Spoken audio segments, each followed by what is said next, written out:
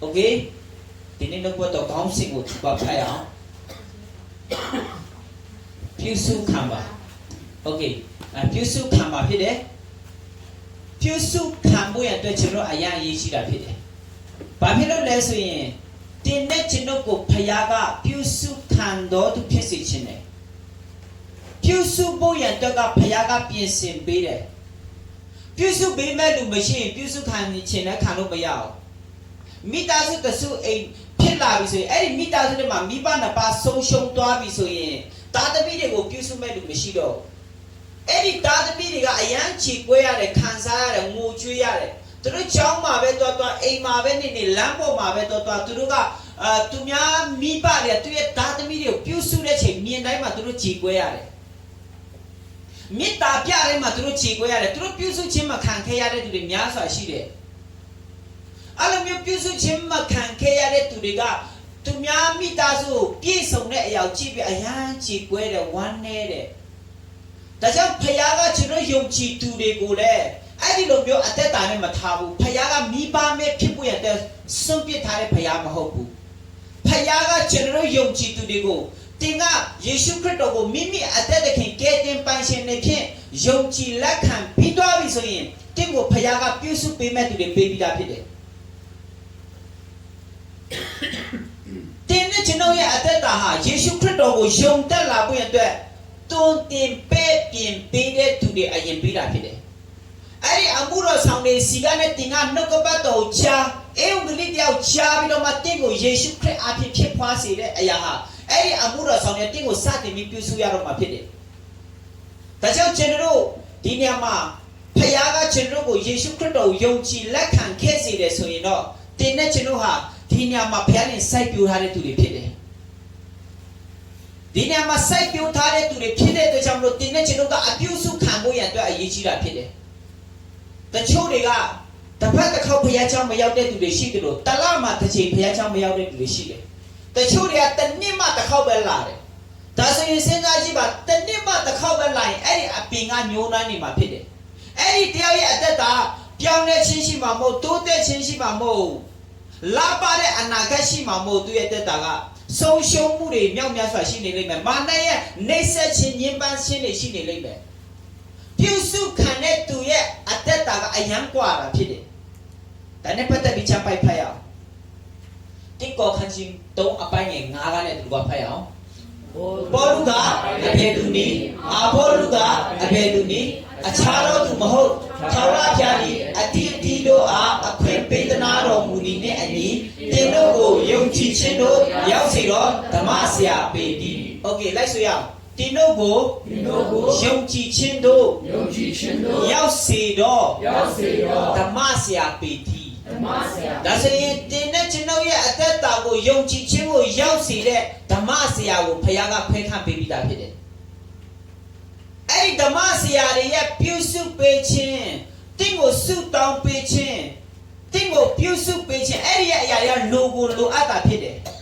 ဒါဆိုရင်ယုံကြည်သူဆိုတာကတပတ်တစ်ခေါက်ပဲဘုရားချောင်းလာလို့မဖြစ်ဘူးတဲ့အချိန်အားတိုင်းမှာတင့်ကိုပြုစုပေးတဲ့သူတွေနားမှာနေဖို့ရအတွက်အရေးကြီးတာဖြစ်တယ်တင့်ကိုပြုစုပေးတဲ့သူတွေနဲ့မိတ္တဟာယဖွဲ့တွားပြီးတော့မှစကားပြောတွားပြီးတော့မှပေါင်းဖို့အဲ့ဒါတွေလိုအပ်တာဖြစ်တယ်အဲ့ဒီအသက်တာမရှိရင်တင်းနဲ့ကျွန်ုပ်ရဲ့အသက်တာတိုးတက်ဖို့ရအတွက်မရှိဘူးပြောင်းလဲဖို့ရအတွက်မရှိဘူးတပတ်တစ်ခေါက်လာတယ်ဘုရားချောင်းလာတယ်နှုတ်ကပတ်တော်ခံယူတယ်ဝမ်းသာပါတယ်ဒါပေမဲ့တင်းရဲ့အသက်တာဒီတပတ်ပဲမဟုတ်နေ့ရက်စနေမှာအားတဲ့အချိန်မှာလည်းအမြဲတမ်းပြုစုခံဖို့ရအတွက်လိုအပ်တာဖြစ်တယ်ပြုစုခြင်းကိုခံယူတတ်တဲ့သူရဲ့အသက်တာတစ်နေ့နဲ့တစ်နေ့မတူဘူးပြောင်းလဲခြင်းရှိတယ်ကျက်စာဆက်ဖတ်သွားရအောင်ငါသည်စိုက်ပျိုးတော်သူဖြစ်၏အာဘောလူသည်ရေလောင်းတော်သူဖြစ်၏အပင်ကိုကြီးပွားစေတော်သူကဘုရားထင်ပေသည်ဒီနေ့မှာ3ယောက်ပြရတယ်တယောက်ကစိုက်ပျိုးတဲ့သူဖြစ်တယ်တယောက်ကရေလောင်းတဲ့သူဖြစ်တယ်နောက်ဆုံးတယောက်ကအရေးကြီးဆုံးပဲအဲ့ဒါဘုရားဖြစ်တယ်လိုက်ဆိုရအပင်ကိုကြီးပွားစေတော်သူကဘုရားထင်ပေသည်ဒါဆိုဒီနေ့မှာယုံကြည်သူဘာနဲ့နိုင်တာလဲဆိုအပင်နဲ့နိုင်တာဖြစ်တယ်ကျွန်တော်တို့ဒီရွာမှာနေတဲ့ချိန်မှာအပင်နဲ့အားလုံးစိုက်ကြတယ် ကျွန်တော်စိုက်တယ်လို့အပင်ပေါက်လာတာမဟုတ်ကျွန်တော်ရေလောင်းတယ်လို့အပင်ကချီးလာပြီးအသီးတွေတီးလာတာမဟုတ်ဘူးကျမ်းစာတေချာရေးတဲ့အပင်ကိုချီးတွားစေတဲ့သူကဖျားဖြစ်တယ်အသီးတီးစေမဲ့သူကဖျားဖြစ်တယ်ဒါဆိုရင်တင်းနဲ့ကျွန်တော်ရဲ့အသက်တာဝိညာဉ်ရေးရာကြီးထွားလာဖို့ရန်အတွက်ကပြုစုခံတဲ့သူဖြစ်ဖို့လိုအပ်တာဖြစ်တယ်မဟုတ်ဘူးဆိုရင်ယုံကြည်ခြင်းကအားနည်းလာတယ်ဟောပဲအားနည်းမှာပေါ့တင်ကပြုစုမှမခံတာတင်မနာမမထောင်တာဖះเจ้าလာတဲ့နှုတ်ကပတ်တော်ခံသွားတဲ့အပြင်မှာသွားတဲ့နေချင်းတို့နေတယ်မရဘူးတင်ကိုယ်တိုင်ရှားသွားတဲ့နှုတ်ကပတ်တော်တွန်းတင်ပေးတဲ့အတိုင်းနားထောင်ပြီးပြန်သွားတဲ့ချိန်မှာလက်တွေ့အသက်ရှင်ရှောက်လန်းတော့အသက်တာဖြစ်ဖို့ဘုရားခင်ကလူတော်ရှိတာဖြစ်တယ်အဲ့ဒီအသက်တာထဲမှာပဲတင့်ကိုဖះကကြီးထွားလာအောင်ကြီးပွားလာအောင်ဖះခင်ကတင့်ကိုကောင်းချီးပြန်ပေးတာဖြစ်တယ်ဒါကြောင့်ကျွန်တော်တို့ကိုဖះကဘာနဲ့နိုင်လဲဆိုအပင်နဲ့နိုင်တာဖြစ်တယ်ဒါဆိုရင်အပင်ဆိုတာကပြုစုခြင်းခံတော်သူဖြစ်ဖို့ရန်အတွက်လိုအပ်တာဖြစ်တယ်အပင်တွေကပြုစုတဲ့အပင်နဲ့မပြုစုတဲ့အပင်ဆိုတာအယံကွာတာဖြစ်တယ်ပြုစုနေတဲ့အပင်ကိုတက်ချိလိုက်အယံတီးတီးတယ်မပြုစုတဲ့အပင်ကခြုံတယ်အုပ်ဆိုင်ပြီးတော့မှလုံးဝပြုစုခြင်းမခံရတဲ့အတွက်အပင်နဲ့တော့မတူတော့ဘူးသူကဒါဆိုရင်ယုံကြည်သူဆိုတာအပြုစုမခံရင်ဆရာရဲ့ပြောဆိုခြင်းနှုတ်ကပတ်တော်နဲ့တိဆောက်ပေးခြင်းကိုမခံယူတဲ့ယုံကြည်သူတွေဆိုရင်တေးချတဲ့သူရဲ့တက်တာထဲမှာကြီးလိုက်မပြောင်းလဲနေဘူးခြုံနေအုပ်ဆိုင်နေပြီးမာနရဲ့အနိုင်ယူခြင်းမာနရဲ့ဖျက်ဆီးခြင်းတွေခံနေရတယ်လောကရဲ့လက်ဖြတ်ခြင်းတွေထဲမှာဆုံးရှုံးနေရတယ်ဒါကြောင့်ဒီနေ့ဒီမှာရှိတဲ့သူတွေမှတ်ထားကျွန်တော်တို့ရဲ့အသက်တာဖခင်ကအပင်နဲ့နိုင်ထားတာဖြစ်တယ်အပင်ဆိုတာတကယ်ကိုလာပဝေစာဖူးပွင့်အတီးတီးတာပွင့်အတွက်ဘုရားခင်ကလူတော်ရှိတာဖြစ်တယ်။ဒါကြောင့်တင်းနဲ့ချင်းတို့ကိုဘုရားခင်ကဗာပေးထားတယ်ဆိုရင်ဓမ္မဆရာတွေပေးထားတာဖြစ်တယ်။ကိုယ့်ကိုပြုစုမဲ့အမှုတော်ဆောင်တွေပေးထားတာဖြစ်တယ်။အဲ့ဒါကိုဥပိ္ပခါပြုပြီးအသက်မရှင်ဖို့ဘုရားခင်လူတော်ရှိတယ်။တခါတလေမှာငါတော့ငါနေတတ်ပါတယ်ငါဆုတောင်းလို့ရပါတယ်လို့တက်တင်ဆုတောင်းတာကောင်းပါတယ်တက်တင်အိမ်မှာနှုတ်ကပတ်တော်ခံယူနေတာကောင်းပါတယ်ဒါပေမဲ့တင့်ကိုပြုစုပေးမဲ့အမှုတော်ဆောင်တွေရှိတယ်အဲ့ဒီအမှုတော်ဆောင်တွေစီကိုတင်ကိုယ်တိုင်လာပြီးတော့မှအဆုတောင်းခြင်းကိုခံယူဖို့လို့သူတို့မိတ္တဟာယဖွဲ့ဖို့လို့တဲ့နှုတ်ကပတ်တော်တွေကိုလာခံယူနေဖို့လိုအပ်တာဖြစ်တယ်အဲ့ဒီအသက်တာမရှိဘူးဆိုရင်တင်နဲ့ကျွန်တော်ကအတီးတီးလာဖို့မလွယ်ဘူးအပင်တန်လာဖို့မလွယ်ဘူးဒါကြောင့်အမှုတော်ဆောင်တွေကတင်တို့ကိုနေ့တိုင်းမှာအမြဲတမ်းဆုတောင်းပေးနေရတယ်ယုံကြည်သူတွေကအမြဲတမ်းဆုတောင်းပေးရတယ်အမှုတော်ဆောင်တွေကယုံကြည်သူတွေနှုတ်ကပတ်တော်နဲ့တည်ဆောက်ပေးတယ်ဒါပေမဲ့ကြီးပွားစေတဲ့သူကတော့ဘုရားခင်ဖြစ်တယ်အာမင်ဒါကြောင့်ယုံကြည်သူတယောက်ကဘာကြောင့်မလို့မကြီးပွားလာတာလဲဘာဖြစ်လို့ယုံကြည်ခြင်းမှာမတိုးတက်လာတာလဲလို့ပြောရင်သူ့ရဲ့အသက်တာအပြုစုခြင်းမခံလို့ဖြစ်တယ်ဒီနေ့ဒီမှာရှိတဲ့ယုံကြည်သူများတင့်ကိုဘုရားကစကားပြောနေတယ်ပြုစုခြင်းကိုခံပါအာမင်ဘယ်တကယ်ချင်းပြောလိုက်ပါပြုစုခြင်းကိုခံယူပါပြုစုခြင်းကိုခံယူပါအာမင်ကျွန်တော်ပြုစုခြင်းကိုမခံယူတဲ့သူရဲ့အသက်တာမာနကြီးတဲ့သူတွေဖြစ်တယ်ငါတလောက်ဆိုရပါပြီအဲ့လိုမျိုးလူတွေများစွာရှိတယ်မဟုတ်ဘူးတင့်ကိုဘုရားကတင့်ကိုပြုစုဖို့ရန်တင်းရဲ့ဝိညာဉ်ရေးရောက်တိဆောက်ပြီးဖို့ရန်အမှုတော်ဆောင်တွေထားပေးပြီးသားဖြစ်တယ်ဒါကြောင့် online ပေါ်နဲ့နားထောင်တဲ့ယုံကြည်သူများလဲကျွန်တော်ဘယ်နေရာမှာပဲနေကိုယ့်ကိုဘုရားရဲ့စိုက်ပျိုးထားတဲ့အတင်းတော်ရှိတယ်အဲ့ဒီအတင်းတော်ကအမှုတော်ဆောင်တွေပြုစုပေးခြင်းကိုခံယူနေတဲ့တက်တာဖြစ်ဖို့အတွက်အရေးကြီးတာဖြစ်တယ်အာမင်အာမင်ကျွန်တော်ကျမ်းစာဆက်ဖတ်ရအောင်စိုက်ပျိုးတော်သူမတတ်နိုင်ရေလောင်းတော်သူလည်းမတတ်နိုင်ကြီးပွားစေတော်မူသောဘုရားတင်တာလေးတတ်နိုင်တော်မူ၏ဒါဆိုဘုရားရဲ့အလိုတော်ရှိခြင်းကဘာလဲဆိုရင်ကြီးပွားစေခြင်းအာမင်ဖယားကြီးသူ့ရဲ့စန္ဒအရှိဆုံးကသူပြုစုတဲ့အပင်တွေသူပြုစုပေးတဲ့ယုံကြည်သူတွေဟာကြီးထွားလာဖို့ကြီးပွားလာဖို့ကဖယားရဲ့အလိုတော်ဖြစ်တယ်။တရက်လာရင်လည်းအရင်လိုပဲတစ်ပတ်လာလည်းအရင်လိုပဲနှစ်ပတ်လာလည်းအရင်လိုပဲသုံးပတ်လာလည်းဘာတိမှမတွေ့ရအောင်လေးပတ်လာလည်းဘာတိမှမတွေ့ရရင်ဖယားဝမ်းနေတယ်။ပြုစုခြင်းမခံတဲ့အပင်တွေဖြစ်တယ်ဒါကြောင့်ဖယားကကျွန်တော်တို့ကိုသူ့ရဲ့အလိုတော်ဒီနာမှာအချက်၃ချက်တွေ့ရတယ်။ဘာတွေတွေ့ရလဲဆိုရင်ကြီးပွားစေတဲ့သူအဲ့ဒီလိုပြောတဲ့ကျမ်းပိုက်၃ပိုက်လုံးမှာတွေ့ရတယ်။လိုက်ဆိုရအောင်ထာဝရဘုရားသည်အတီးတို့အားအခွင့်ပေးသနာတော်မူသည်နှင့်အညီဒါဆိုရင်ဖယားကအဲ့ဒီမှာဘာပေးလဲဆိုရင်ယုံကြည်ခြ ချင်းတို့ရောက်စေတယ်ဖခင်ကယုံကြည်ခြင်းကိုကြီးပွားစေတယ်ကျွန်တော်တို့ကိုယုံကြည်ခြင်းကိုတိုးပွားစေတယ်ဝိညာဉ်ရေးရာကိုကြီးထွားရင်းချက်စေတယ်ဖခင်ကအဲ့ဒီလိုလုပ်နေတဲ့ဖခင်ဖြစ်တယ်ဒါဆိုရင်ယုံကြည်သူဆိုတာကနေ့ရက်စဉ်တိုင်းမှာကိုယ့်ကိုတွင်တင်ပဲ့ပြင်ပေးတဲ့အမှုတော်ဆောင်နဲ့ယဉ်နှီးစွာသွားလာဖို့ရတဲ့အရေးကြီးတာဖြစ်တယ်အဲ့ဒီအမှုတော်ဆောင်တွေကဖယားနဲ့မိတ်ဆက်ပေးတဲ့အချိန်မှာကိုကဖယားနဲ့လည်းယဉ်နှီးလာတယ်ကိုကိုတွင်တင်ပေးတဲ့အမှုတော်ဆောင်ရဲ့နှုတ်ကပတ်တော်လည်းရရှိလာတာဖြစ်တယ်ကျွန်တော်ဒီနေ့အထိကျွန်တော်ကိုတွင်တင်ပေးတဲ့နှုတ်ကပတ်တော်ကျွန်တော်တွင်တင်ပေးတဲ့ဆရာတွေရှိတယ်အမှုတော်ဆောင်တွေရှိတယ်သူတို့ပြောတဲ့စကားကိုကျွန်တော်လည်းခံယူပြီးတော့မှတွေ့မသိအဲ့ဒီနှုတ်ကပတ်တော်တိုင်းအသက်ရှင်နေရတယ်သူတို့ဝင်ငါတဲ့နှုတ်ကပတ်တော်တွေကိုကျွန်တော်ခံယူနေရတယ်အမြဲတမ်းသူတို့စီရတဲ့ကိုဘုရားရင်ဘာပြောစေချင်တယ်ဘာတွေပြောင်းလဲစေချင်တယ်ဘာတွေတိုးတက်စေချင်တယ်ဘာတွေလှုပ်စေချင်တယ်အဲ့ဒါကိုကျွန်တော်အမြဲတမ်းခံယူနေရတယ်ကျွန်တော်လည်းယုံကြည်သူရဲ့အသက်တာလည်းတင်းရဲ့အသက်တာထဲမှာဖခင်ကတင့်ကိုအခွင့်ပေးထားတယ်အဲ့ဒါယုံကြည်ခြင်းကိုရောက်ဖို့ရတဲ့ဖခင်ကပေးနေတာဖြစ်တယ်ဒါကြောင့်ယုံကြည်ခြင်းတင်းရဲ့အသက်တာထဲမှာယုံကြည်ခြင်းတို့ရောက်ဖို့ရတဲ့ကတင်းနေ့တိုင်းမှာအမှုတော်ဆောင်တင့်ကိုပြုစုပေးတဲ့အမှုတော်ဆောင်တွေနဲ့ယဉ်နီးစွာတွာလာတော့အသက်တာဖြစ်ဖို့ရတဲ့အရေးကြီးတာဖြစ်တယ်ဒါကြောင့်အဲ့မှာဒုတိယတစ်ပိုက်ပြန်တွားရအောင်6ကိုတွားရအောင်အဲ့မှာလိုက်ဆိုရအောင်အပင်ကိုကြီးပွားစီတော့သူကဖျားခင်ပေသည်ဒါဆိုဖျားရဲ့အလိုတော်ကအပင်ကိုကြီးပွားစီတော့ဖျားဖြစ်တယ်အပင်ကိုတနေ့လာလဲဒီအပင်ပဲနှစ်နှစ်လာလဲဒီအရွယ်ပဲသုံးနှစ်လာလဲဒီအရွယ်ပဲဆိုဖျားခင်မလို့ချင်ဘူး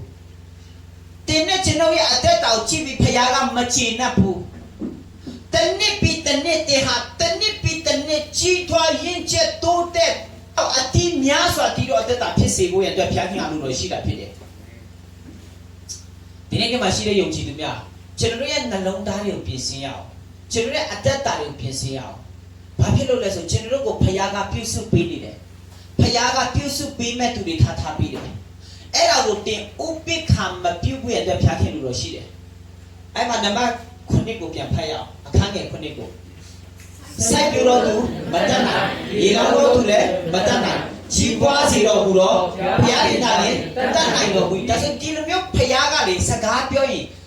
စိတ်ပြောတဲ့စကားတွေကအရင်ကြီးတယ်ဘာဖြစ်လို့လဲဆိုခဏ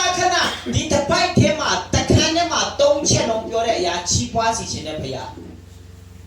ဒါဆိုရင်ကြီးပွားလာဖို့ရန်အတွက်ကယုံကြည်သူကိုဘုရားကအမှုတော်ဆောင်ပေးထားတဲ့ကြီးပွားစေမဲ့ဘုရားကအစဉ်တည်းရှိတယ်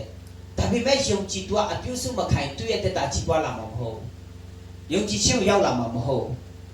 ဒါကြောင့်အရေးကြီးဆုံးကဘာလဲဆိုယုံကြည်သူရဲ့အသက်တာထဲမှာပြုစုခြင်းခံတော်အသက်တာဖြစ်ဖို့ရတဲ့အရေးကြီးတာဖြစ်တယ်ပြုစုခြင်းမခံတဲ့အပင်ပြုစုခြင်းမခံတဲ့ယုံကြည်သူဆိုတာဘယ်တော့မှတိုးတက်ပြောင်းလဲမှာမဟုတ်ပြုစုခြင်းမခံတဲ့အမှုတော်ဆောင်ဆိုလဲပြောင်းလဲမှာမဟုတ်တိုးတက်လာမှာမဟုတ်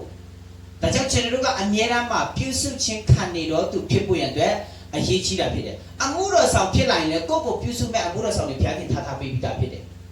ကျွန်တော်ကိုလည်းထားပေးပြီးသားအဲ့ဒီအမှုတော်ဆောင်တွေကျွန်တော်ကိုပြုစုတဲ့အရာကျွန်တော်အမြဲတမ်းခံယူနေရတယ်လက်ခံနေရတယ်ပြင်ဆင်နေရတယ်သူတို့ပြောတဲ့စကားကိုကျွန်တော်ခံယူနေရတယ်ဘာဖြစ်လို့ခံယူရတာကျွန်တော်ကိုဘုရားခင်ကကြီးပွားစေခြင်းနဲ့အဲ့ဒီနှုတ်ကပတ်တော်အပြင်ကျွန်တော်ရဲ့အသက်တာထဲမှာရသွားပြီးတဲ့နေ့ကလည်းစပြီးကျွန်တော်ဟာတနေ့ပြီးတနေ့ယုံကြည်ခြင်းလို့ရောက်လာတယ်တနေ့ပြီးတနေ့ကျွန်တော်ရဲ့သက်တာထဲမှာ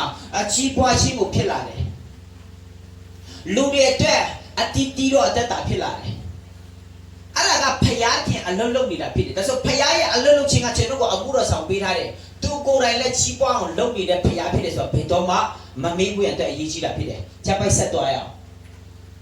။ Okay သူကဖတ်ရအောင်။ဖြတ်မှတ်တော်သူသည်စုံလုံးပင်ကဲတို့ထွင်လိုက်၍လေဗနုန်တောင်ပေါ်မှာအာရပင်ကဲတို့ကြီးပွားလိမ့်မည်။ဒါဆိုကျမ်းစာမှာပြောရဆိုရင်ဖြတ်မှတ်တော်သူသည်စုံလုံးပင်ကဲတို့ပွင့်လိုက်၍စုံလုံးပင်ဆိုတာနှစ်ပေါင်းထောင်ချီအသက်ရှင်တဲ့ပင်ဖြစ်တယ်။အဲ့ဒီအပင်တွေဟာတကယ်ကိုတန်မာတယ်တကယ်ကိုကောင်းတဲ့အပင်တွေဖြစ်တယ်နစ်ရှည်ပင်တွေဖြစ်တယ်ဒါဆိုဖခင်ကကျွန်တော်တို့အဲ့ဒီအပင်တွေနဲ့ခိုင်းနိုင်ထားခြင်းဟာကျွန်တော်တို့ရဲ့အသက်တာထဲမှာလည်းအဲ့ဒီလိုပွင့်လန်းပြီးတော့မှကောင်းချီးမင်္ဂလာဖြစ်စေခြင်းလို့ဖြစ်တယ်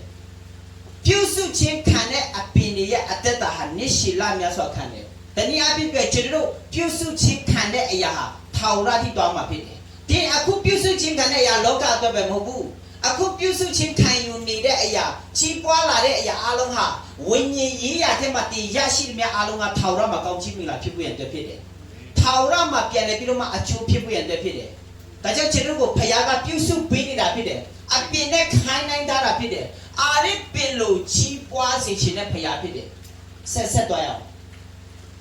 ။ Okay ထာဝရဘုရား၏အိမ်တော်၌စိုက်ပျိုးတော်သူတို့သည်ငါတို့ဖခင်သည်တတိုင်းတော်တွင်ဖွင့်လန်းကြလိမ့်မည်။ Okay ဖခင်ကအိမ်တော်နဲ့နိုင်ထားတယ်။တတိုင်းတော်နဲ့နိုင်ထားတယ်။ဓမ္မဟောင်းခေတ်ကာလမှာဒီမှာတတိုင်းတော်ထဲမှာဖွင့်လန်းတယ်ဆိုတာအဲ့ဒီအိမ်တော်ထဲမှာဖြစ်တယ်။ဖခင်ရဲ့အိမ်တော်ထဲမှာပွင့်လန်းတော့အသက်တာဆိုတာဖခင်ကြီးတင့်ကိုထားတဲ့နေရာမှာပြုစုခြင်းခံယူတဲ့သူရဲ့အသက်တာကတနေ့ပြီးတနေ့ပွင့်လန်းလာလိမ့်မယ်။ဒီအိမ်တော်ထဲမှာပွင့်လန်းရုံမကောက်ဒီရောက်တဲ့အရက်မှာတင့်ကိုဖခင်ခင်ဟာပွင့်လန်းခြင်းအခွင့်ကိုပေးမှာဖြစ်တယ်။ရောက်တဲ့အရက်မှာတင်ဟာပွင့်လန်းနေတဲ့သူဖြစ်တယ်။လာပနေတဲ့သူဖြစ်တယ်။တင့်ကိုကြည့်ချင်အဖြစ်ဖခင်ခင်ဖြောင်းမဲ့တယ်ဆိုတာလူတွေမြင်ဖို့ရတဲ့ဖြစ်တယ်။တင့်ကိုကြည့်ချင်အဖြစ်ဖခင်ခင်ဟာတကယ်ဖြောင်းမတ်တန်ရှင်းစုံနေတဲ့ဖခင်ဖြစ်တယ်ဆိုတာတိကိုရတဲ့ဖြစ်တယ်။ဒါကြောင့်ဒီနေ့ကျွန်တော်ဟာပြုစုခြင်းမခံယူရင်တနေ့ပြီးတနေ့ညှိုးနွမ်းတွေးချောက်ပြည့်စည်သွားမဲ့ယုံကြည်သူတွေဖြစ်လာမှာဖြစ်တယ်။ဒါကြောင့်ကျွန်တော်ကိုဖခင်ကဘလို့ပြုစုစေခြင်းလဲဘလို့လုပ်စေခြင်းလဲဘလို့အသက်ရှင်စေခြင်းလဲဆိုတာတိကိုရတဲ့အရေးကြီးတာဖြစ်တယ်။ဖခင်ကဒါကြောင့်ယုံကြည်သူကိုအပြင်မှာမထားအိမ်တော်ထဲမှာထားတာဖြစ်တယ်။ဖခင်ကအမှုတော်ဆောင်တွေကိုအပ်ထားပေးတာဖြစ်တယ်။အမှုတော်ဆောင်တွေကိုပေးထားတာဖြစ်တယ်။တချို့ယုံကြည်သူတွေကအမှုတော်ဆောင်တွေကိုဂရုမစိုက်တဲ့ယုံကြည်သူတွေများစွာရှိတယ်။အမှုတော်ဆောင်တွေပြောတဲ့စကားကိုတန်ဖိုးမထားတဲ့ယုံကြည်သူတွေများစွာရှိတယ်။သူတို့ရဲ့အသက်တာဟာဖခင်ကဘယ်လို့မှချီးပွားစေလို့မရဘူး။ကျွန်တော်အဲ့ဒီယုံကြည်သူတွေတွေ့တဲ့ချိန်မှာကျွန်တော်တင်ချပြောပြတယ်။နှုတ်ကပတ်တော်အတိုင်းသက်ရှင်တော့ဖခင်မကြိုက်တဲ့အရာကိုရှောင်တော့ဆိုရင်ကျွန်တော်အိမ်မှာဆုတောင်းနေပါတယ်တဲ့။အဲ့လိုပြောတယ်။တင်းကိုအိမ်မှာဆုတောင်းတာမမဘူး။အိမ်မှာပဲဆုတောင်းပြီးတော့မှသူ့ကိုပြုစုပေးတဲ့အမှုတော်ဆောင်တွေရေလောင်းပေးတဲ့သူနှုတ်ကပတ်တော်နဲ့တွင်တင်ပေးတဲ့သူရဲ့ပြောဆိုဆုံးမခြင်းတော့နားမထောင်ပဲအိမ်မှာတော့ဆုတောင်းနေဆိုတဲ့အခွင့်အရေးတက်ရှိလိုက်ဘယ်တော့မှမပြောင်းလဲဘူးအိမ်မှာဆုတောင်းတာမမဘူးဒါပေမဲ့သူ့ကိုနှုတ်ကပတ်တော်ပြောရင်နှုတ်ကပတ်တော်တိုင်းသူအသက်မရှိဘူးဆုတောင်းတယ်ဆိုတာသူကဆုတော့တောင်းတယ်တောင်းချင်တယ်လို့ပဲတောင်းတာဖြစ်တယ်ဖခင်အလိုတော်နဲ့တောင်းမှာမဟုတ်ဘူးဘာဖြစ်လို့ဆိုနှုတ်ကပတ်တော်နဲ့တွင်တင်တဲ့ရောက်သူနာမခံတဲ့အတွက်ကြောင့်မို့သူဆုတောင်းခြင်းနဲ့နှုတ်ကပတ်တော်နဲ့ဆန့်ကျင်မှာဖြစ်တယ်ဒါကြောင့်ကျွန်တော်ရဲ့အသက်တာဟာဖခင်ကဒီနေ့ဗာပြောနေလဲဆိုပြုစုခံတော့အသက်တာဖြစ်ဖို့အတွက်ဖခင်ကပြောနေတာဖြစ်တယ်တင်းကိုပြုစုပေးမဲ့ဖခင်ရဲ့အိမ်တော်ရှိတယ်အဲ့ဒီအိမ်တော်ထဲမှာတင်းကိုစိုက်ပြူထားတယ်တကယ်ပြုစုခံတဲ့သူရဲ့အသက်တာဘာဖြစ်လာလဲဆိုဒီမှာတတိုင်းတော်ထဲမှာပွင့်လန်းလာမှာဖြစ်တယ်တင်းရဲ့အသက်တာတကယ်ပွင့်လန်းလိမ့်မယ်လာပါလိမ့်မယ်လွတ်မြောက်ခြင်းနဲ့ခံစားရလိမ့်မယ်ဆက်ဖတ်သွားရအောင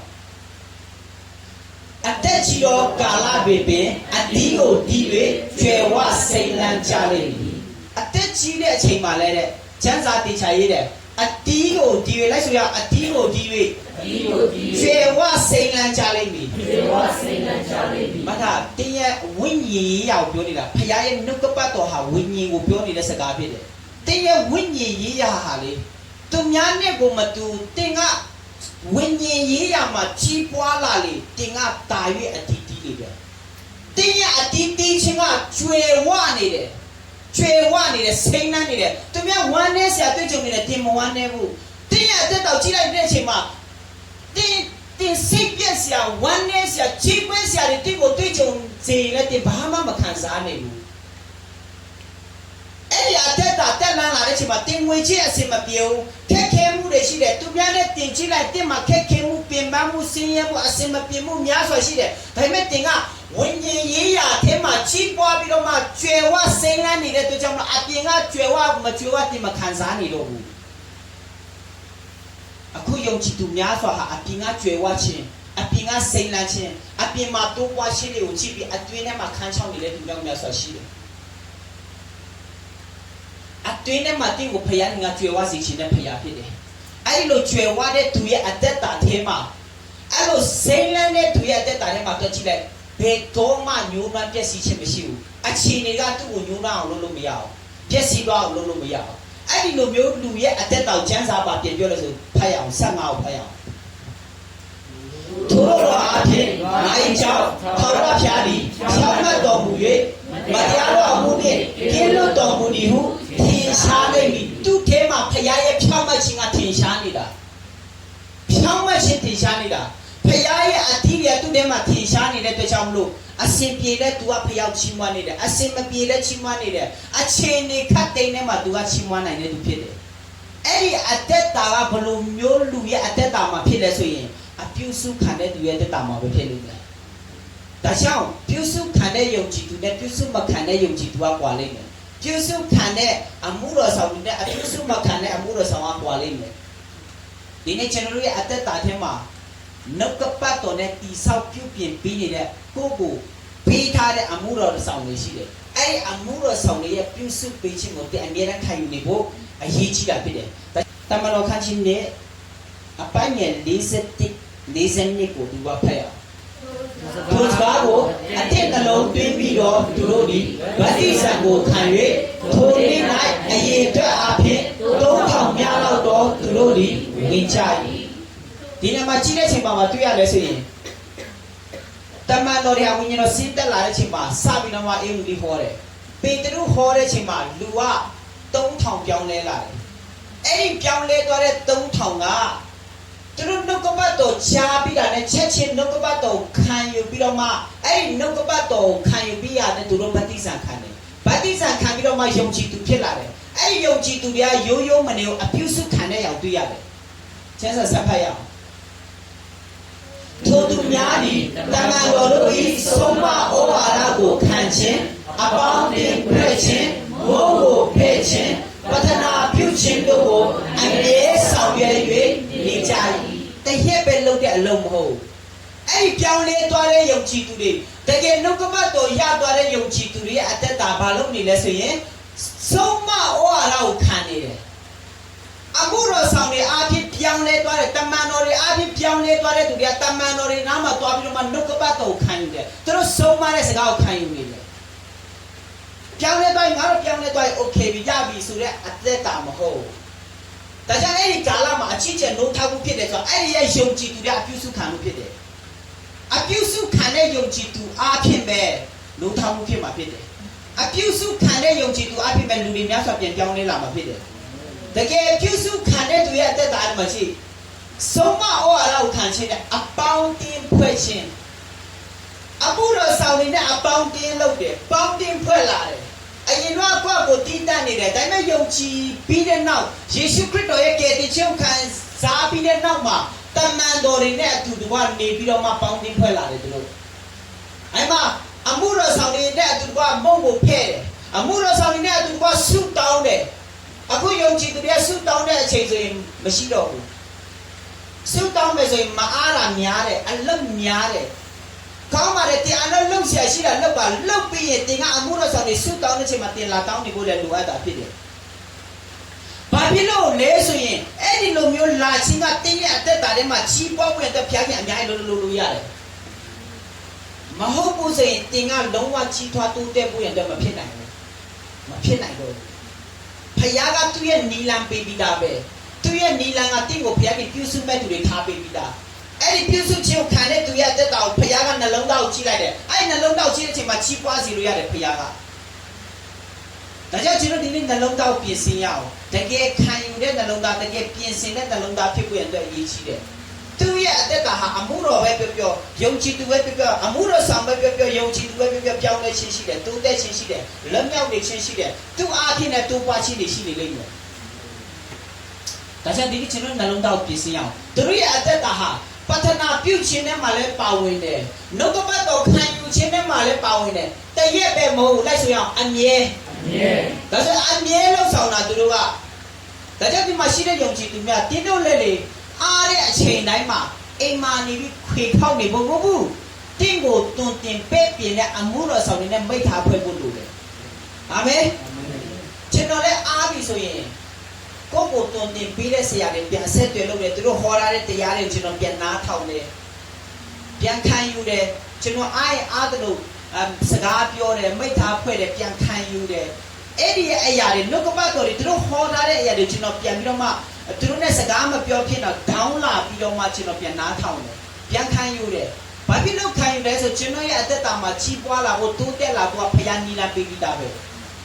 Turuga Betinogo, Sudan Bida. Turuga Chinogo, Yilam Biddy, and no about it, no Pepe and Biddy there. As a Turu so much as a guy of kind, letting my children at the top, Piana and Yaipo, Lulu. Bobino Machiquasi Luyare. That's what the national today. Pusu Kanchin Tema, Sepita Lambo, and EGB. Amen. The Malori net to what the Yoji to Pione, what a Yoji to be out. To know the gay so much in Okane. Pusu Bopia Canada jump to at that Pione and Yankia, Sapadoya. Lua Pauli, Chana Shini TV, the Malori, Yasaro, Namilakana, Abuelo, Amurogo, Puchai, Sapadoya. Yoji all to Apauli, the suit of Wide Nive, Mimiro Nashiago, Sasai, Tosan Jai, Mimiro Osa, Pissinago, Yamine, Yasi, a Pipino are, Wingashigo, Puchai. To know Pira County, to go to a Mohoro, Piaule Meturi, the Pillar. The name of Jimati, Sharon, which I did to have a theatre that Sevita Lambo. To know Pianella is a percentage Pianella, Payana and the town where the Pianella did it. The Pianella sing a Payana and the town Simpilare. Payagi Bobby Alolo Yara. The Atenta ha always hit to the suit the way they needed, young cheap to the suit the way they need, Pidoma Osa, Shibia, Sessan, don't sound Jare. To know Piaga Peter County, Payana and the Tambo Pide, Manu Peter County, Payana and Rema, Power Mopides or Tilotide, Wingas and Amolo Ashima. A chiche Power Jare, now so see to the Oba Picane to the Pilare. That's what generally at that Darema, Eddie a single 10 lambu and Gaga. Edima, I could not listen me a check to other pity. Listen me up. Oh, I can't change. Suit down but a nap you chin. More pitch it than man or in a pound for chin. I go pay that a winning out on it to get a pound for dollars she did it. Eddie at that she there. Amura sound young chi to the at that ha. Matu, two chambu she did it. Amen. Payaki took on my cheese or a little yara pity. That's how to meet my shilling young chi to be actually at that out PC. Did the get Pusu chin candiala. The children are Pusu chino candle. Mana chili to the young Yasa Shili. The nature no doubt can be seen out. The get Pusu chin canet to be at that people at the Piakin Roshide. The navy the nature of Pianles in them, Lumia in a Payapide, two days in a Payapide. The navy the Payane, the gay, Payae Piamachico, Tingo Chichiapi, Luriga, Tingo Chichiapi, Payapamachim in Doggy at the Pide. Just a padoya, Sapadoya. Listen now, Paya. Yeah, listen now. Listen, chow, Paya. Listen, chow. Okay. To do it, very much, they died, I said, the new day, go a night, go to pay it, G2 one year say that, Asahara, don't sound jolly. The Machina, Tia Young Chituria, payment over the daughter. Payment over the Tuabi man, need I. Does it payment or night need I say payment or I say night quality. I say my quality be wedding. That's it. Didn't my children the children payment or the pata count take me out. The Catali Maaya Rane, the Catali Alomia, the Catali Sinula Rane, the Catali Piara and Puetini. And at the Lala Matopi at the Talapu Chimakane to bed. There's a few Chimakane at the teacher, I the Lama, new man chopping in the Pina. Tiong Chituria, nay nine, I say, the new day, Navama, through a young lemon pere. Payment or find a monk pere. Amura sound the name is a lemon pere, you put it out. Every at that time, go to rock. She fusion now 1 year to say that Asahara don't sound it. That's what 3 at that time, I'm getting 1 year chishi. The name of Chimia Balo 1 year chin song show, so they have to sum a kind of it. You man need a 3 chow needed, 1 near the poo sweet near it. Toka in Yanide, Payashi and Malumia with a young chicken. အမှန်တော့ဖျားရှိရဲ့နဲ့တင်ဟာနေ့တိုင်းမှာလွတ်မြောက်နေရမယ်သူဖြစ်တယ်အချိန်တိုင်းမှာဝမ်းမြောက်နေရမယ်သူဖြစ်တယ်အခုတင်တဲ့အသက်တာနဲ့ဒီယုံကြည်သူရဲ့အသက်တာဟာအယံကွာနေဒီနေ့နောင်တရဖို့ဖျားဖြစ်လို့ရှိတယ်ဒီယုံကြည်သူတွေကဘာလို့တိုးတက်သွားတာလဲဘာဖြစ်လို့ချီးပွားသွားတာလဲသူတို့ကအကြီးကျယ်ပြုစုခြင်းခံတယ်သူတို့ကိုပေးထားတဲ့ဝိညာဉ်ရခေါင်းဆောင်တွေရဲ့တွင်တင်ဆုံးမခြင်းကိုခံယူဖို့လိုလဲဆိုတော့သူတို့အမြဲတမ်းသိတယ်အမြဲတမ်းသိတယ်ဒါကြောင့်သူတို့အမြဲတမ်းဗိမာန်တော်မှာသွားတယ်အခုတော့ဆောင်နေစီသွားတယ်ဒီယုံကြည်သူတွေကချီးဆောင်တော့အိုးပွဲတွေမြင်တွေ့ရတယ်သူတို့အဲ့မှာချက်စားဆက်ဖက်ရအောင်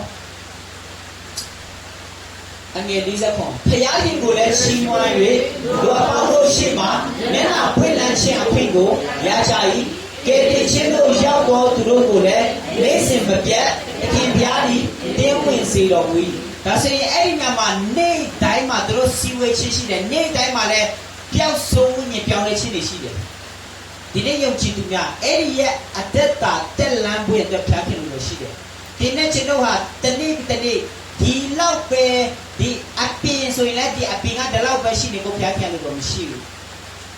ဒီနေ့ကျွန်တော်ရဲ့ဝိညာဉ်ရဲ့နေဖို့လည်းဖျားခင်လို့တော့မရှိဘူးဒါလောက်ဆိုချိန်နဲ့ပြီးသွားဆိုဖျားကမချိန်နဲ့ဘူးတင်းကိုကြီးထွားစေခြင်းနဲ့ဖျားဖြစ်တယ်ဒါကြောင့်ကျွန်တော်တို့ရက်တန့်နေတဲ့ဝိညာဉ်ရမဟုတ်ဘဲနဲ့ကြီးထွားနေတဲ့ဒီဝိညာဉ်ရဖြစ်ဖို့ဖျားခင်လို့တော့ရှိတယ်ဒါကြောင့်ကျွန်တော်နေ့တိုင်းမှာပြုစုခံပြီးနှလုံးသားကိုပြင်ဆင်မယ်ဆိုရင်ယေရှုခရစ်တော်ရဲ့ကြီးရင်ခြင်းပမာဏအရေးထိရောက်လာမှာဖြစ်တယ်အာမင်အဲ့တော့အခက်၄မှာတွေ့ရတယ်ယေရှုခရစ်တော်ရဲ့ကြီးရင်ခြင်းပမာဏကိုရောက်လာပြီးတော့မှတန်ရှင်သူကေရောအသက်ရှင်တက်လာနိုင်မယ်ခရစ်တော်ရဲ့မေတ္တာနဲ့ပြေဝတော့သူဖြစ်လာနိုင်မယ်နောက်ဆုံးလို့ကိုဖတ်ပြီးကျွန်တော်အသက်တာကိုစက္ကရအောင်နောက်ဆုံးလို့ဖတ်ရအတူကဖတ်ရပြုစုထံတော်သူဒီလာပါလာပြီအတိတိလာပြီကြောင်းလဲလာပြီ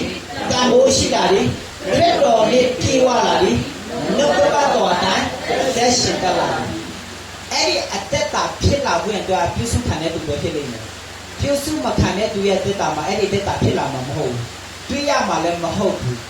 ဒါကြောင့်လောကမှာအခုချိန်မှာယုံကြည်သူဖျားသားသမီးတွေပြောတဲ့ယုံကြည်သူတွေကိုယေရှုခရစ်တော်လာတဲ့ချိန်မှာယေရှုပြောခဲ့တယ်